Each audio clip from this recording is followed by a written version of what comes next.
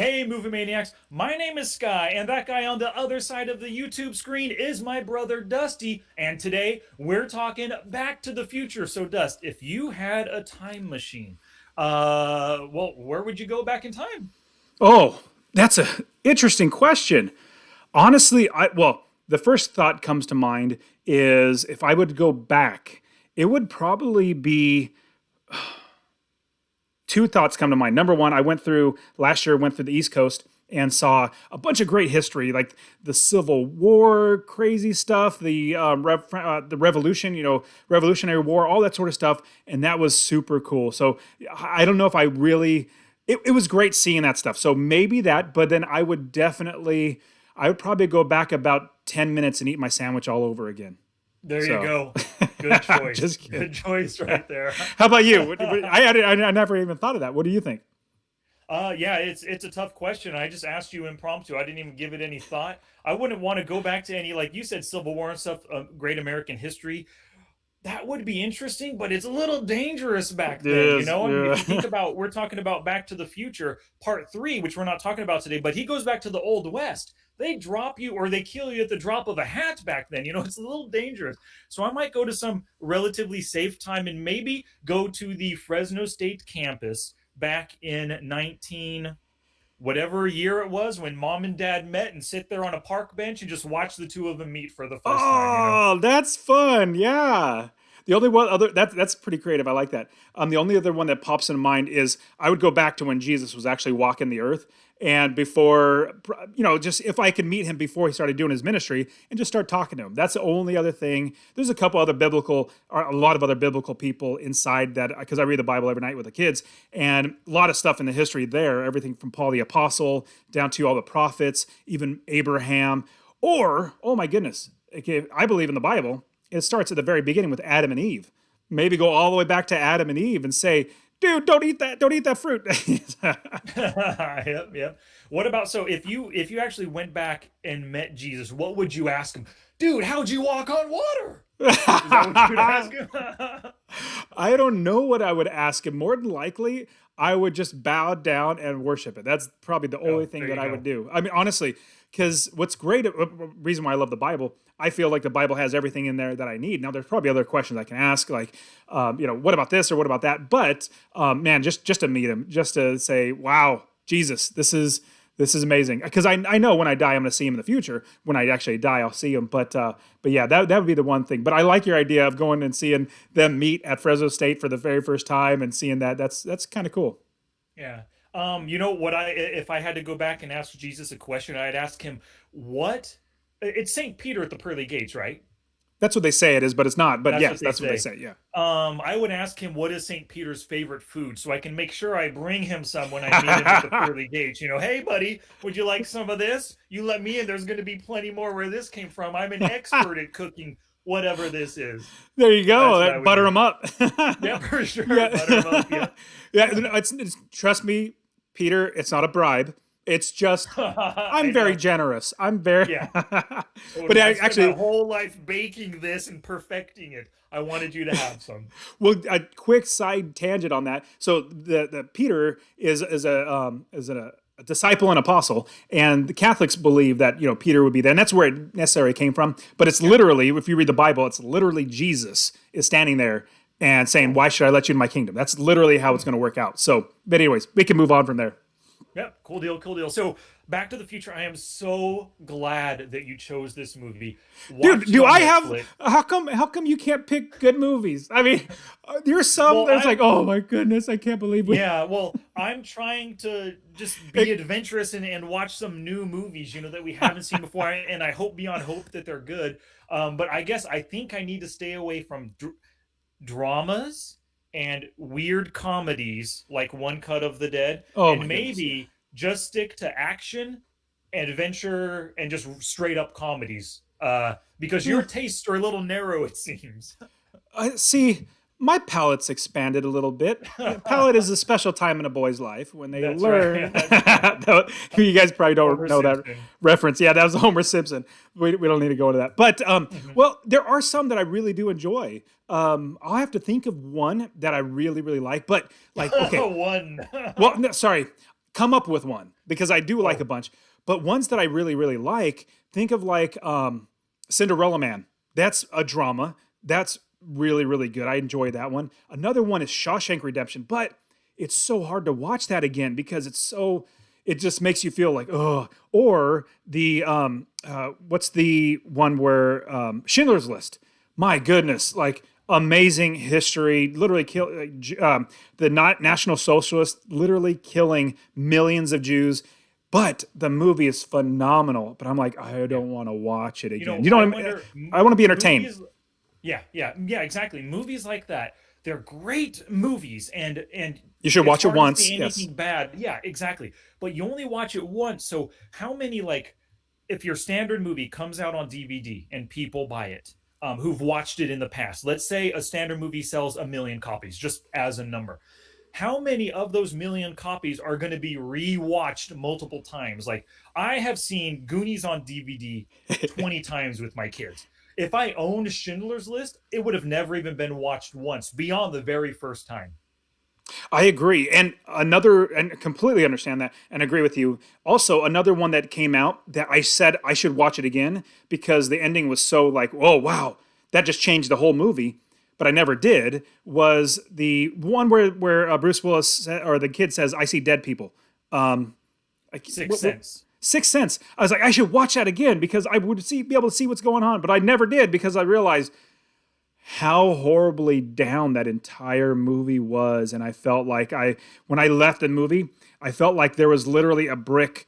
Or like 100 bricks on my shoulders, just weighing me down. I was like, "Oh, this is so horrible." It was Yeah, fun watching it I know. once, but I'm not going to do it Totally. again.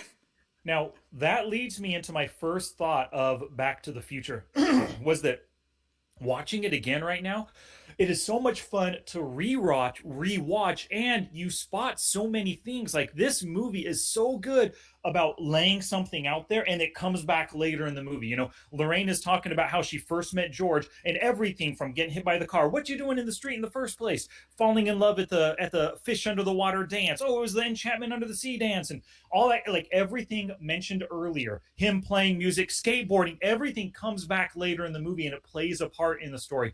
Absolutely love it. So this is one of those movies, just like Sixth Sense. When you watch it, you get to the end, crazy twist. Rewatch it again, you spot all these little things along the way. Back to the Future has all of that, but like times 50 over any other movie I've ever seen. Great storytelling throughout the whole thing. Very, very. You can easily track it, even though there's a lot of stuff, moving parts and stuff. My kids tracked with it, but yeah, you're right. As you get older, you pick up little different things, little different nuances. One thing that I pick up as I'm watching, because I've literally watched all three with my kids. They love them.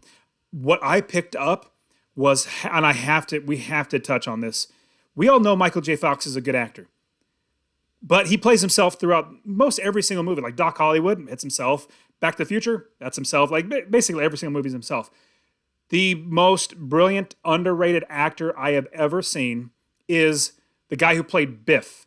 He is phenomenal. He played so many characters and played them so well. I was blown away at his ability to act in all three of these movies. Just phenomenal. Yeah, Tom Wilson, really good actor, and I totally agree with you. Totally different person at every age of Biff's too. And then just in this movie, not even thinking about parts 2 and 3, he's the current jerky Biff. He goes back to the younger, really big jerk Biff, and then when Marty comes back to the future, now he's kind of like this meek and meager Biff who maybe's realized the errors in his ways growing up, and all that kind of stuff. And yeah, you're right. He's great. And Tom Wilson, he used to have a really good podcast. I used to listen to it, but he's also like an artist, genuine painter artist. He makes like modern kind of pop culture stuff too. So if you ever looked him up on the internet, you'll find some pretty cool art out there from him.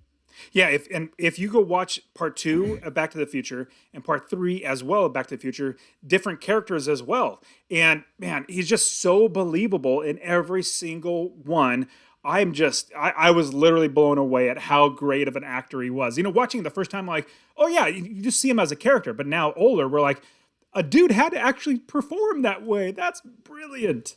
Yeah, yeah. And speaking of brilliance, Doc Brown, Christopher Lloyd, Absolutely love him. Every single scene that he's in, your eyes are drawn to him. It's kind of weird. They're not competing for attention, him and Marty, right? Doc Brown and Marty. But it's like when they're on scene together, it's electric. Like you love watching them two together. When it's just Doc Brown, when it's just Marty, that's just as much fun as well. But those were like the two perfectly cast leads with the perfect bad guy in Biff as well. Like awesome movie. And then You Leah Thompson, his mom, and then Crispin Glover as Glover, George yep. McFly.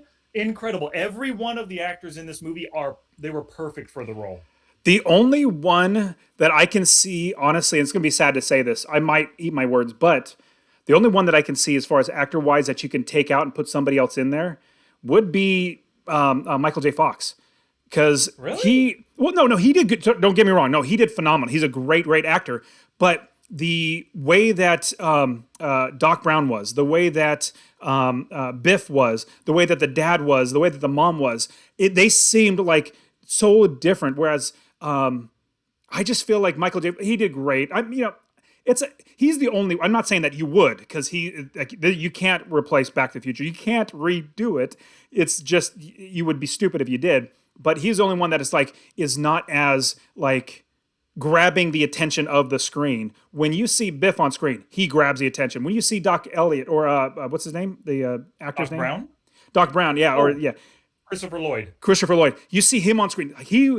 All Biff and those two characters, Biff and Doc Brown, they were so amazingly well cast. I could not see anybody else play those part. They were brilliant. George McFly as well, Crispin Glover.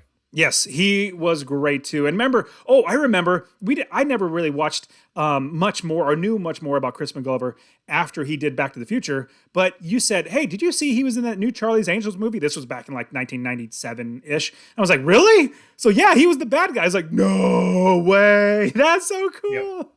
Yeah. He occasionally does acting and stuff, but he's just kind of a really eccentric guy. And his dad was can't remember his name, something Glover, of course, but his dad was a Danny Bond Glover? villain. No, not Danny Glover. No, wouldn't that be funny though? That would be awesome. Yeah, he was a bad guy, as he was a Bond villain in an old Bond movie as well. Got it. Yeah, but yeah, he was great. Now, did you know? So it just shocks me that you think that Michael J. Fox could be replaced. Did you know that he was a replacement for a different actor in this movie? No, who was he? Eric Stoltz was the original actor. I don't know who and that he is. Played it Eric Stoltz, Pulp Fiction. He was the heroin dealer, the red-haired guy.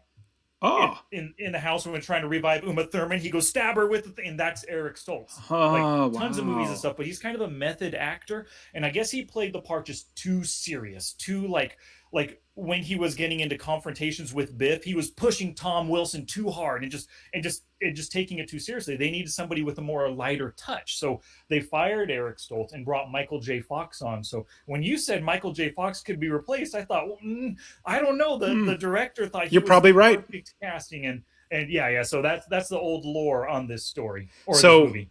And I'm definitely going back to eat my words.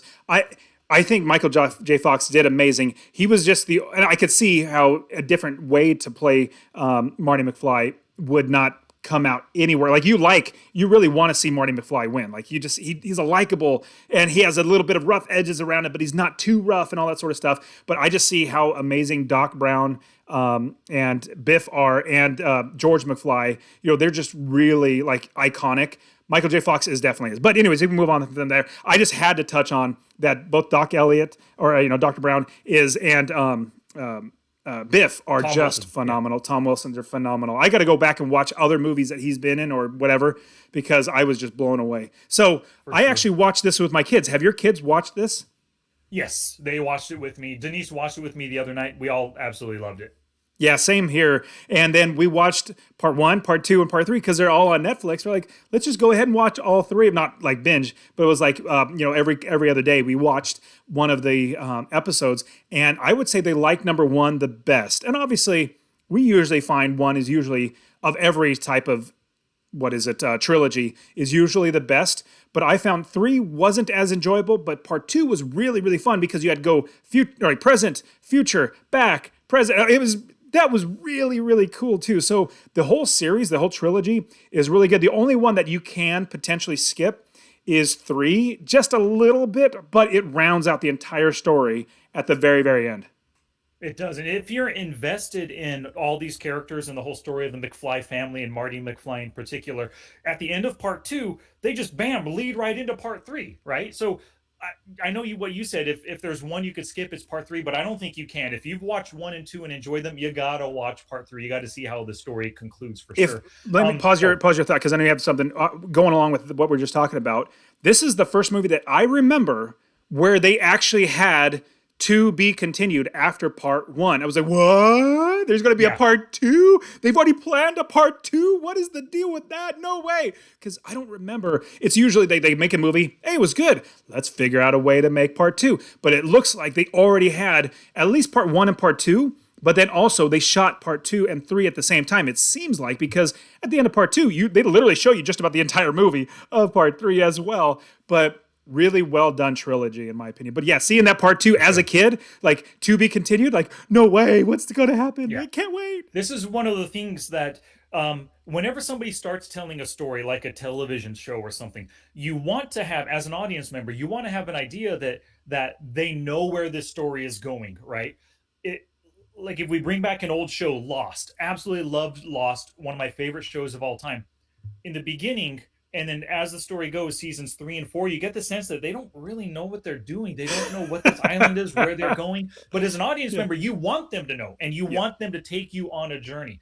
With this movie, you get the real sense that Robert Zemeckis wrote part one, knowing full well what two was going to be, and probably knowing what three was going to be at the same time. So I love the idea that he was able to do that because if you think about it, there's no way they wrote part one, filmed it, and then integrated stuff in part two back into part one. That had to have been planned from the start. So I love it when it's obvious they did their homework. They planned it all ahead of time and they pulled it off successfully, you know? And there is something, and if we ever do part 2, we're going to touch on it, but I have to say the one casting change that was brilliant was bringing in Elizabeth Shue. Yep. She is phenomenal. Loved her in Adventures in Babysitting. Oh man, that was a fun. Us being kids are like watching Adventures in Babysitting. It was so much fun. Like, yes, we Yeah. could do that. And Another then movie that you like, The Saint. She's in that one too. yes, yes, she's in The Saint as well. And definitely growing up, I definitely had a crush on her because she was like the babysitter.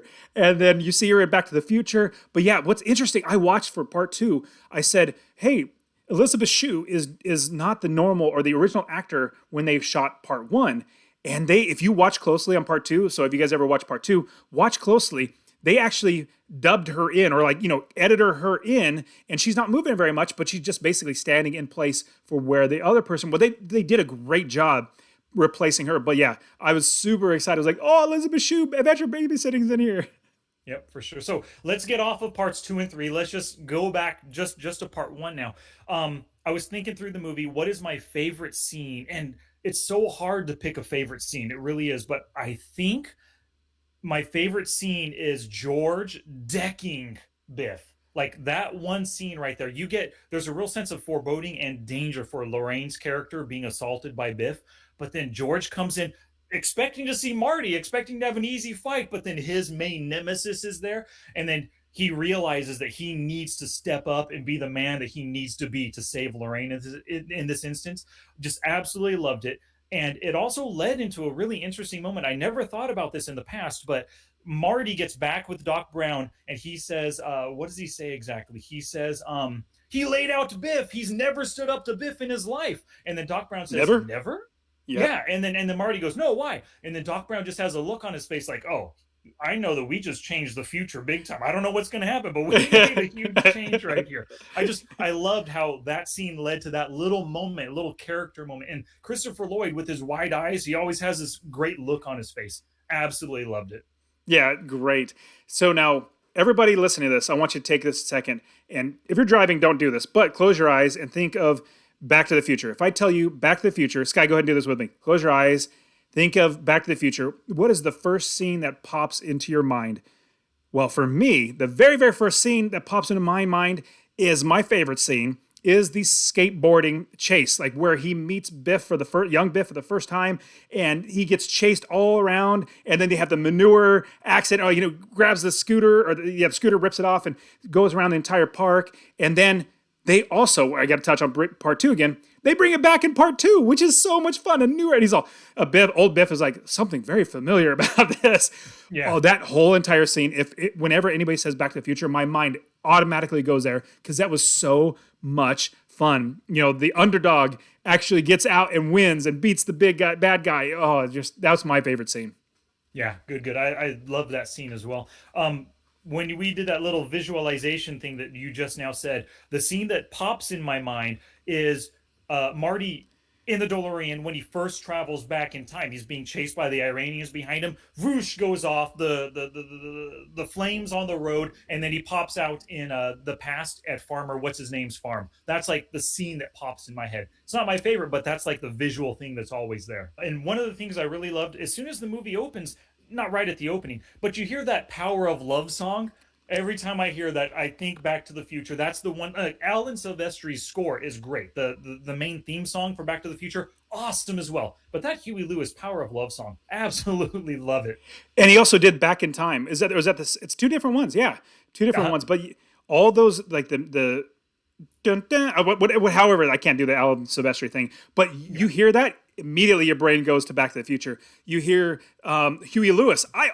Anytime I hear Huey Lewis, it always goes to Back to the Future. Absolutely love it. Okay, so what is your first lesson of the movie? My first lesson from the movie is stand up to bullies. Marty and George both stood up to Biff, the bully, right, at a couple instances.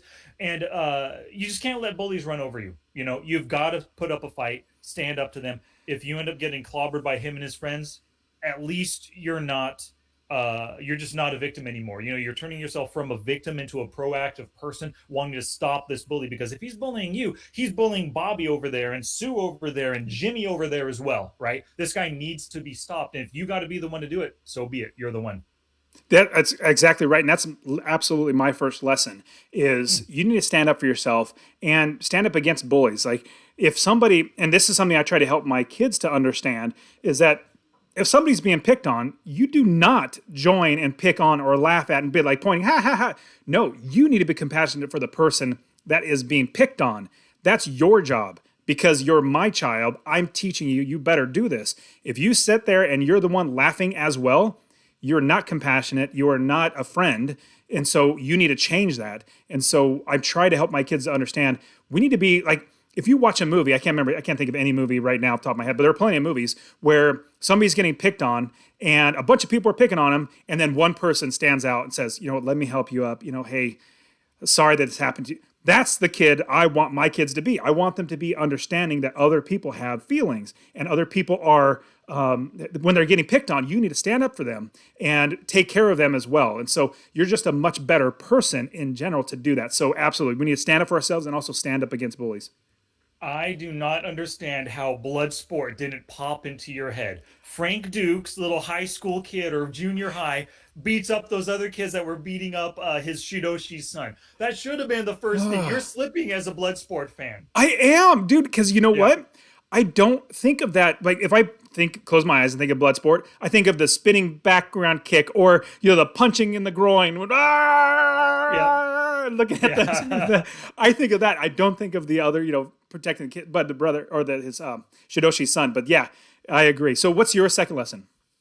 My second lesson is don't let insecurity stand in the way of your dreams. And we kind of got to it in the last week's episode. I know you weren't a big fan of Brigsby Bear, but we talked about it like, oh, what if they don't like our movie? In this movie twice, Marty and George both said, what if they don't like it? Sending the music into the music company, as Marty's girlfriend asked, and then George in writing his book, right? They both said the same thing. What if they don't like it? It doesn't matter. Like if this is your dream, you've got to pursue it. You've got to go all out, because if you don't send your music in, if you don't finish your book just because of fear of what they're going to think, then you're going to live your life. That's going to be your biggest regret in life. I should have wrote that book. I should have done the music. I should have made that movie, whatever it might be. So screw what they think, do what you want to do, and let the chips fall where they may. Great. Completely agree. Now, my lesson is have the right tools. In this movie, there's so many different tools, so many different things. Obviously, the flux capacitor is the right tool to get you, and the DeLorean's the right tool to get you there. He's like, hey, why not go in style? Right tool. Think about where Doc Brown is, asking for a certain wrench, like I need this, or he has the car that goes around, catches on fire, and that's the right tool. But also another right tool is you need to have a better powered binoculars. Like, don't buy the cheap binoculars that you have to keep scooting forward on the branch to peek in the window and then fall out. Get the right binoculars that are really, really good. That have That's right. I could tell Do you all your about peeping Tom right, people. Yes, like seriously, Yep. come on. Why would you? Yeah, don't scoot forward because that's what made you fall. But hey, then eventually you got the girl. I completely understand that. But yeah, have the right tool. Yeah. What is your Monday morning quarterback? Mine is Biff. Come on, if you really love Lorraine, you pay attention to the signs, man. You can't pursue somebody so aggressively. You're gonna be my girl, Lorraine, and all that kind of stuff, right? Just the wrong way to go about things, buddy. He lost in the end because of that. Yeah, he did. So honestly, there are so many different things at the very beginning where they're fighting the Libyans. He's driving away, all that sort of stuff. There were so many different little Monday morning quarterbacks of what he could have done to escape. But then even going back in time. So my Monday morning quarterback is when you see the Libyans, like what, instead of having the Libyans actually be, they found you. Okay, well now you're in the time machine, drive away. Obviously it turns on and he gets, gets out of there. But as soon as they crash, like yeah, I'm thinking that, no, let me take all that back. It wasn't when they crash.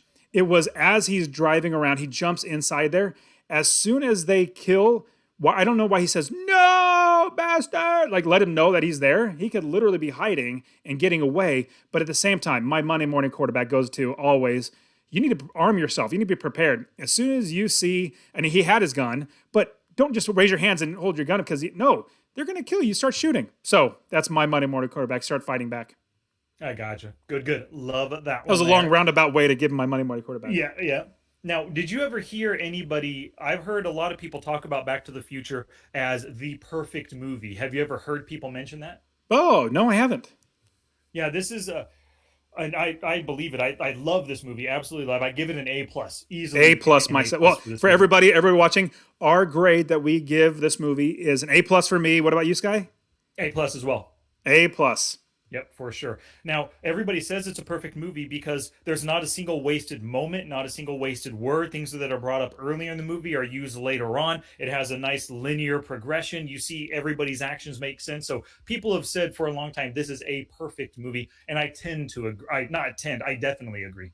Awesome. Awesome. Mhm. I agree too that it definitely, I would not doubt that it's a perfect movie. Everything from the very beginning, where you don't see Michael J. Fox's face as he's walking in and seeing all the dog food getting dumped out and all that sort of stuff, and then him playing the guitar to the very end where he comes back. Like everything is literally in place, and I at no point did I think, oh, this is not necessary or this is boring. I'm literally enthralled the entire movie. They did a fantastic job. Yeah, yeah. One thing that people question about this movie is how come George and Lorraine don't remember Marty at all from their earlier thing, you know? So why do you think that is? Well, the only time that you would remember Marty is that when he goes to the future and he doesn't really even talk to his parents other than like, I thought the car was wrecked. Like you don't really get the interaction of him remembering Marty, which they probably did. They just, when they were getting married and all, oh, that's a good name. Let's go ahead and, name him that. Yeah. So you don't get My an guess, experience of seeing that.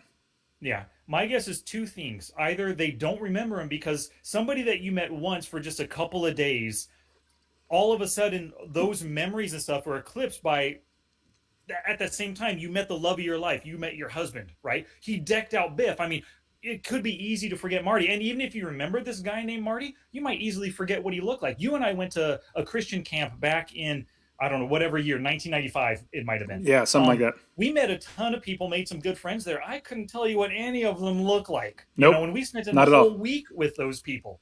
So it makes That's a good sense. point. But here's another thing.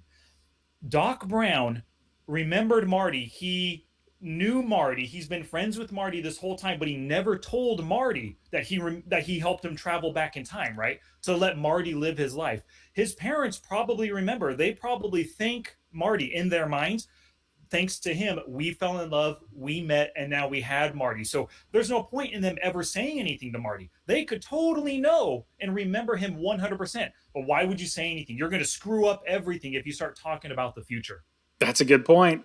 Good Mm-hmm. point at all. Cool, cool. So any last words about Back Well, to the Future, Dust? the prop is absolutely the Oh, DeLorean. I mean, you can't yeah. not take the DeLorean with the flux capacitor and the Mr. Fusion on top. Well, would you take the fusion model or the non-fusion model? Non-fusion first model. There you go. Me too. I would definitely take the non-fusion first model. Yep. For sure. I love that one right there. So, Dust, this movie was your choice, and thank you so much for choosing a good movie. I need to redeem myself for this next week, right? Um, but I don't really want to do Back to the Future 2 just yet. Earlier in the movie, and you've talked about it on the podcast before, you mentioned Elizabeth Shue, and then I said the movie that I know you loved back in the day. I liked it a lot as well, but The Saint. So let's talk about The Saint with Val Kilmer and Oh, Elizabeth yes. Shue for next week. Dude, now we're wrapping up and we're seeing that we're going to do phenomenal movies back to back. I loved the movie The Saint. Yes, and I believe it's either on Prime or something right now. So we'll be able to watch it. Yes, absolutely. Val Kilmer is he's brilliant. Elizabeth Shue's Good. brilliant. Playing like everything in Russia is awesome. I one of my best friends who passed away recently is Russian, and so I've always had a heart for Russia. But yes, absolutely. Let's do The Saint. That's great. Totally. One thing earlier we did a little visualization test. Close your eyes. When I think of the Saint, one image pops in my mind. At the end of the movie, he is a buck-toothed, goofy-looking, bald, glass-wearing professor or nerdy guy, or that might have been at the beginning of the movie. Either way, that's what I remember from the Saint, like him looking all goofy with buck teeth right there. What's your vision of the Saint? My vision of The Saint is I close my eyes and I think of the where he falls in the water. He falls in the water and she hides underneath, and the bad guys are looking for her. And he's underneath the water, holding, literally freezing and running out of breath. That's what I always remember for some reason. That's like the first thought that comes to my brain. Cool beans. Yeah. So I'm looking forward to that next week. It's good choice on my part, I've got to say. Yes, yes, yes. Yep. So, everybody, thank you so much for listening to this episode. If you're watching on YouTube, thanks for those eyeballs. If you would like to let us know what you think, maybe life lessons that you picked up, things that we didn't discuss that you want to discuss with us, just go to the show notes page, watchandlearnpodcast.com/back to the future. Once again, thank you so much for listening. My name was Sky, And I'm Dusty, and we will return next week with The Saint.